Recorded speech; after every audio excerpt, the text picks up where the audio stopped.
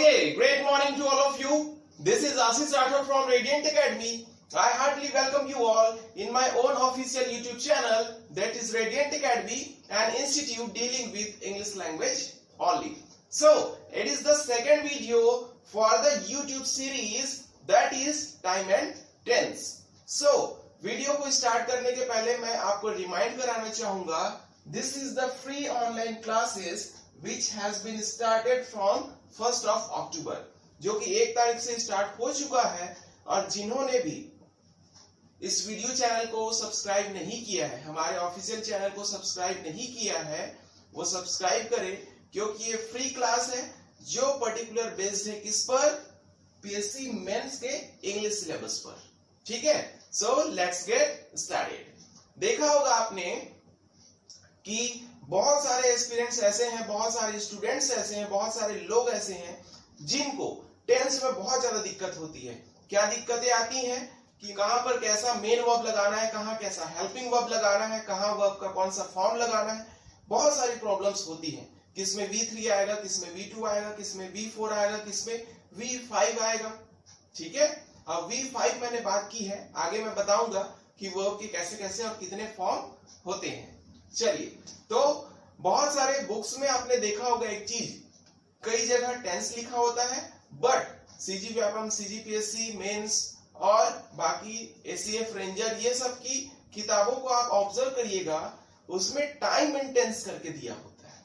जैसे कि मैंने टाइटल यहां पर लिखा हुआ है, टाइम एंड टेंस। तो टाइम एंड टेंस क्या, क्यों ऐसा लिखा जाता है, तो चलिए देखते हैं कि इसके पीछे का रीजन क्या है। Okay, so first, time means you know that समय।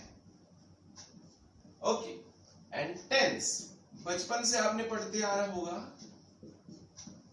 काल। अब काल की 2 मीनिंग होती है, एक तो होता है समय और दूसरी होती है मृत्यु। ठीक है, तो यहां पर देखिए, टाइम मीन्स समय, टेंस मीन्स काल, काल मीन्स समय। तो यहां पर आप देख सकते हैं, ये अल्टीमेटली डिनोट कर रहा है किसको, समय को ही। यहां पे क्लियर नहीं हुआ क्यों ऐसा हुआ कि टाइम एंड टेंस, समय और समय, ऐसा कोई चैप्टर तो होता नहीं है, ऐसी कोई टॉपिक तो होती नहीं है। बट इसके पीछे का रीजन जानने के लिए थोड़ा और डीप में चलते हैं। देखिए, ये जो टेंस वर्ड है वो ओरिजिन हुआ है कहां से, originated from Latin word which is tempus। तो ये हमारा क्या हो गया, ओरिजिन वर्ड टेम्पस। अगर इसकी मीनिंग देखे तो ये भी किस चीज को दिखाता है, टाइम को ही दिखाता है। और अल्टीमेटली समय। तो यहां भी टाइम, टेंस, समय, टेम्पस, समय, अल्टीमेटली घूम फिर के बात आ रही है समय पर ही। तो यहां पर क्या हुआ, ये चीज क्लियर नहीं हुआ। तो इस चीज को क्लियर करने के लिए इसके डेफिनेशन पर चलेंगे। आइए, definition, NITION।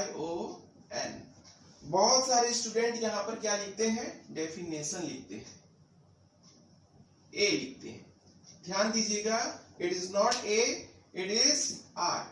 So definition is, tense is a term which shows when an action happen। देखिए, यहां पर मैंने इसकी डेफिनेशन लिखी है, tense is a term which shows when an action happen. चाहे आप हिंदी मीडियम स्टूडेंट्स हो या इंग्लिश मीडियम स्टूडेंट्स हो, आपको समझना दोनों तरीके से है। मैं यहां दोनों तरीके से आपको बताऊंगा, जिस तरीके को आप ऑप्ट करना चाहें, चाहे हिंदी चाहे इंग्लिश, आप कर सकते हैं। चलिए, वर्ड टू वर्ड ट्रांसलेशन करते हैं इस वर्ड की। टेंस तो आपको पता है, काल। ठीक है, टर्म मीन्स शब्द। Tense is a term. Tense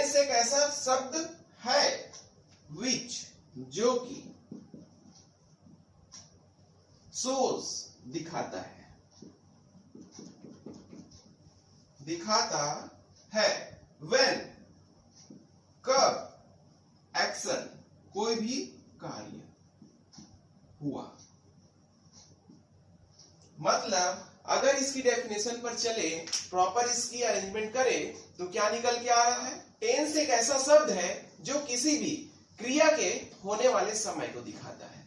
क्या करता है? किसी भी क्रिया के होने वाले समय को दिखाता है। इस डेफिनेशन से जो चीजें बहुत ज्यादा नेसेसरी और बहुत ज्यादा इंपॉर्टेंट है उसको हम पॉइंट आउट करते हैं और उसी के थ्रू हम स्टेप बाय स्टेप हम आगे बढ़ेंगे। देखिए, पहली चीज टेंस, ठीक है। सेकंड, मैंने सर्कल कर दिया टेंस को। क्या दिखाता है? एक शब्द है जो दिखाता है किसको? कब, कोई भी काम किस टाइम में हुआ, ये मतलब काम। सो यहां पर एक्शन एंड देन टाइम, ठीक है। तो यहां पर तीन चीजें निकल के आ रही है। क्या क्या? फर्स्ट टेंस, सेकंड एक्शन और थर्ड टाइम। ये सिर्फ एक्शन को नहीं दिखाता, वो एक्शन किस टाइम में हुआ है उस चीज को दिखाता है। तो हम ये बोल सकते हैं कि tense equals to verb plus time. ये हमारा क्या हो गया? कंक्लूजन। बस इसी चीज को आपको ध्यान रखना है। तो यहां पर हमारा कंक्लूजन क्या निकला कि टेंस जो है क्रिया को भी दिखाता है और टाइम को भी दिखाता है। क्रिया दैट इज वर्ब। अब वर्ब को ही लेकर हम आगे स्लाइड में बात करते हैं। सो लास्ट क्लास में मैंने बताया भी था आपको कि what is verb? Verb is a word which shows any action. Verb is a word which shows any action, जो किसी क्रिया को दिखाता है, दैट इज कॉल्ड वर्ब। अब इसके टाइप्स और फॉर्म्स ऑफ वर्ब पर हम बात करने वाले हैं। चलिए, so main types are, first main verb, it is also known as principal verb. Principal verb और लेक्सिकल वर्ब।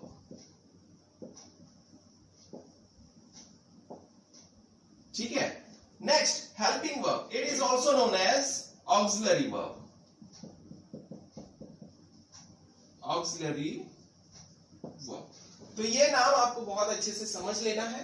किसी टॉपिक में आपको बोल देगा प्रिंसिपल वर्ब या मेन वर्ब, इसी को बोलते हैं हम एक्शन वर्ब। क्यों बोलते हैं, इसकी डेफिनेशन पर चलते हैं। So main verb is a word which is used to express an action और state of being of a subject. तो यहां पर मैं ये बोलना चाह रहा हूं कि जो मेन वर्ब होता है वो किसी क्रिया को, मतलब मुख्य क्रिया को, या वो किसी होने वाले काम को या किसी स्टेट को, अवस्था को बताता है। ठीक है। कैसे? देखिए, अगर मैं बोलूं यहां पर एग्जांपल के लिए, I walk in the morning, ठीक है। I walk in the morning। अब यहां पर देखिए, I क्या है? हमारा सब्जेक्ट, walk क्या है? हमारा मेन वर्ब। बाकी को छोड़ दीजिए, अभी हमको बात करना है सिर्फ और सिर्फ मेन वर्ब पर। तो यहां से इसकी क्वालिटी क्या आती है? ये किसी भी सेंटेंस में बहुत इंपॉर्टेंट रोल प्ले करता है, बिकॉज वर्ब, बेसिकली जो वर्ब होता है वो हमारे पूरे इंग्लिश ग्रामर का हार्ट एंड सोल है। हार्ट एंड सोल दिमाग में रख लीजिएगा, बहुत ही important. Heart and soul means बहुत important content. Okay, next main verb की बात करें तो मेन वर्ब हर सेंटेंस में बहुत जरूरी होता है, इसके बिना सेंटेंस नहीं बनाया जा सकता। नेक्स्ट, ये अकेले भी आ सकता है। क्या बोला मैंने? कि ये अकेले भी किसी सेंटेंस में आ सकता है और पूरी मीनिंग को एक्सप्लेन कर सकता है। ठीक है। थर्ड चीज, ये सेंटेंस से रिमूव नहीं हो सकता। It can be removed from any sentence. तीनों को जस्टिफाई करूंगा मैं। यहां देखिए, I walk in the morning, मैं सुबह चलता हूं। सेकंड, मैंने बोला था कि ये अकेले भी आ सकता है। सपोज दैट कि अगर मैं स्टॉप लिखता तो स्टॉप हमारा क्या हो जाता? एक वर्ब ही होता और आगे पीछे कुछ भी नहीं है, लेकिन मीनिंग कंप्लीट है। थर्ड, मैंने बोला कि इसको सेंटेंस से नहीं निकाला जा सकता। Ram drinks water. Ram drinks water. तो यहां पर जो ड्रिंक्स है वो है हमारा मेन वर्ब। ठीक है, यहां पे है मेन वर्ब। लेकिन देखिए, अगर मैं इसको हटा दूं, अगर मैं इस ड्रिंक्स वाले वर्ड को हटा दूं तो क्या होगा? राम वाटर। तो आपको लग रहा होगा कि राम पानी पीता है, राम ड्रिंक्स वाटर में राम पानी पीता है। लेकिन अगर ड्रिंक्स को हटा दिया जाए तो क्या राम पानी है? होगा? बिल्कुल नहीं होगा, क्योंकि उसके पास ना तो कोई हेल्पिंग वर्ब है और ना ही कोई मेन वर्ब है। यस, सो इसको कंप्लीट करने के लिए हमें मेन वर्ब की जरूरत पड़ेगी ही पड़ेगी। इसीलिए मैंने बोला कि मेन वर्ब हर सेंटेंस में कंपलसरी है। सेकंड मैंने बोला था कि ये अकेले भी आ सकता है। ठीक है, थर्ड मैंने बोला कि इसको निकाला नहीं जा सकता। जस्टिफाई हो गए? ओके, तो इस स्लाइड में आप देखेंगे फॉर्म्स ऑफ वर्ब। मैंने बोला था आपको V5 करके, ठीक है, और ये भी बोला था कि उसको आगे की स्लाइड्स में हम डिस्कस करने वाले हैं। तो यहाँ पर बहुत सारे स्टूडेंट ऐसे हैं जो सिर्फ अभी तक V3 तक ही अटके हुए हैं। सपोज दैट V1, V2 और V3 बस यहीं तक अटके हुए हैं। टीचर्स भी हमारे वैसे ही हैं कि वहीं तक अटके हुए हैं, कभी उन्होंने कोशिश नहीं की आगे जानने की, सर्च करने की, फाइंड आउट करने की। लेकिन you can see here on the board I have written V7 forms. यहां पर देखिए मैंने लाइन से V1, V2, V3, V4, V5, V6 and last V7 तक लिखा है। सबके नाम जानना भी बहुत जरूरी है, ताकि आपसे कोई पूछे आपको क्लियरली मेंशन करना होगा कि इसको ये बोलते हैं और इसको ये बोलते हैं। ठीक है, सो देखें, V1 that is present form, V2 that is past form and V3 बहुत सारे लोगों के माइंड में ये एक इल्यूजन है, एक मिसकंसेप्शन है। पता नहीं वो अपने से लाए हैं या वो टीचर्स के थ्रू आया हुआ है। आज सारा चीज क्या हो जाएगा? फिल्टर हो जाएगा, क्लियर हो जाएगा। V3 जब V1 प्रेजेंट होगा, V2 पास्ट होगा, तो V3 ऑब्वियसली क्या होगा? फ्यूचर। यस, बट नॉट, नहीं होगा। क्या होगा? Past participle. फ्यूचर फॉर्म होता ही नहीं है। Yes, you have heard right, future form नहीं होता, फ्यूचर फॉर्म बनाया जाता है। So it is the past participle, past participle.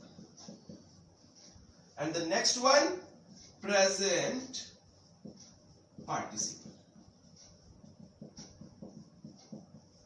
V5 present form क्या होता है?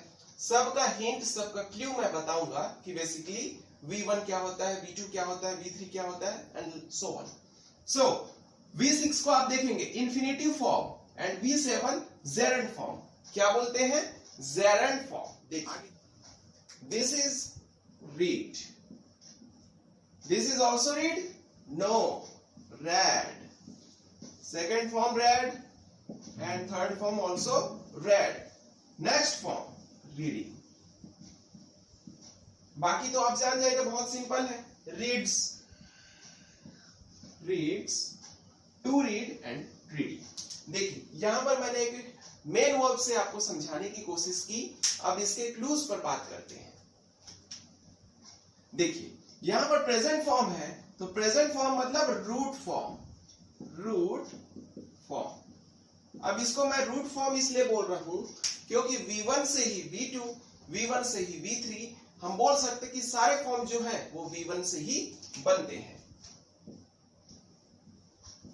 V3, V2, V3, V4, V5, V6, V7, मतलब सारे जितने भी फॉर्म्स हैं वो किससे बनेंगे? V1 से बनेंगे, that is called root verb. Next V2 that is past form. Past form means भूतकाल की जब बात हम करते हैं तो वहां पर सपोज किसी में ईडी लगता है, किसी में IED लगता है, ठीक है, किसी में सिंपली डी भी लगता है। तो ये उसके कुछ इंडिकेशन है जिससे हमको क्या पता चलता है कि ये उस फॉर्म में, कि ये पास्ट फॉर्म में है। चलिए नेक्स्ट, पास्ट पार्टिसिपल V3 जिसको हम थर्ड फॉर्म बोलते हैं, इंडिकेशन है सेम यही यहां पर भी आएगा, बट कब? जब यहां पर हैज, हैव या हैड हो। तो ध्यान देने वाली बात यह है, जैसे अगर मैं बोलूं गो के सेंस में, went, gone. Second, play, played. And third one is also play. तो मैं बोलूं, अगर मैं इसको छिपा दूं, कहीं रैंडम लिखूं और मैं आपसे पूछूं कि इसमें से आप बताइए कि ये V2 फॉर्म है कि V3 फॉर्म है, तो क्या आप बता पाएंगे? यस। कैसे बता पाएंगे? जब किसी सेंटेंस में I played football, I played football, अब दूसरा लिख रहा हूं मैं I have played football. अब मैं इसको पूछता हूं और इसको पूछता हूं, इन दोनों सेंटेंसेस में आपको पहचानना है कि कौन सा वर्ब का फॉर्म V2 है और कौन सा वर्ब का फॉर्म V3 है। कैसे पहचानेंगे? बहुत सिंपल है। कैसे? अभी जस्ट मैंने बताया कि जिस भी वर्ब के फॉर्म के पहले हैज, हैव, हैड ये दिखे तो समझ जाइए that is considered as V3 form. So have V3 और जिसमें नहीं है दैट इज V2. तो ये बहुत अच्छा एक तरीका है V2 और V3 को पहचानने का. आपको लग रहा होगा कि वह बहुत सिंपल है. सिंपल है कब? जब आप इसको डीपली समझ जाए तब. चलिए next, present participle. Present participle that is ing form. ing form. अब ing read, ing reading. Next present form. अब प्रेजेंट फॉर्म क्या? s, es, is. अब देखिए यहां पर s, es, is क्या है? जैसे प्ले है, जैसे प्ले है. अब इसमें मैं V5 फॉर्म बनाता तो उसमें s लगाता तो प्लेस हो जाता. यहां पर देखिए रीड के सामने मैंने s लगाया है तो es और ies का भी यूज वैसा ही है. अगर आपको इसके रूल्स जानने हैं तो मुझे पर्सनली इस नंबर पर मैसेज करिए या कॉल करिए. वो वीडियो जिस पर ये रूल सारे डिस्क्राइब किए हैं मैंने, पूरा एक वीडियो लेक्चर बना है जिस पर, वो आपको प्रोवाइड किया जाएगा. ठीक है. चलिए next, present form s, es, is. तो कहीं पर रीड है तो रीड्स हो गया, स्टडी है तो स्टडीज हो गया. लेकिन क्यों हो गया वो आपको पता चलेगा उस वीडियो लेक्चर में. Next, infinitive form. Infinitive form means 2 plus v1. 2 plus v1 देख सकते हैं 2 और ये बेसिकली है क्या? v1. इसीलिए तो मैंने बोला था कि v1 से ही सारा फॉर्म क्रिएट होता है, बनता है. Next, Geraint form. Geraint form में क्या करते हैं? कुछ नहीं, ing. अब ing कैसा? यहां पर भी ing फॉर्म, यहां पर भी ing फॉर्म, लेकिन दोनों के यूसेज अलग अलग है, दोनों की एप्लीकेशन अलग अलग है. सपोज दैट मैं बोलूं मैं एक बुक पढ़ रहा हूं, लेकिन वहीं पर मैं बोलता हूं reading book is a good habit. तो क्या समझ में आ रहा है कि पढ़ना एक अच्छी आदत है. तो यहाँ पर जेरेंट जो है वो एक नाउन का काम कर रहा है. तो ये डिफरेंस है दोनों ing फॉर्म में और जेरेंट फॉर्म में. ठीक है. आगे हम बढ़ते हैं मेन वर्ब के बाद हेल्पिंग वर्ब की तरफ.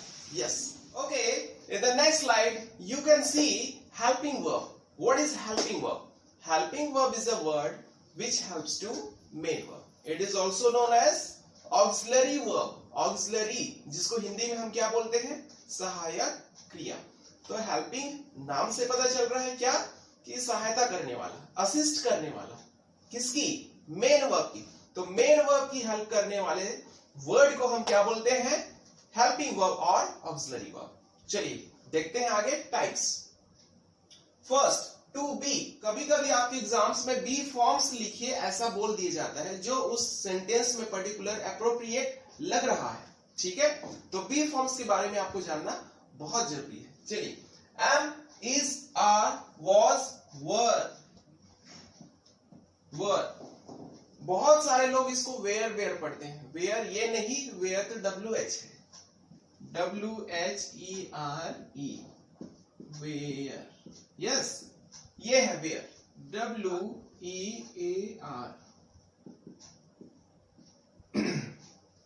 WEAR.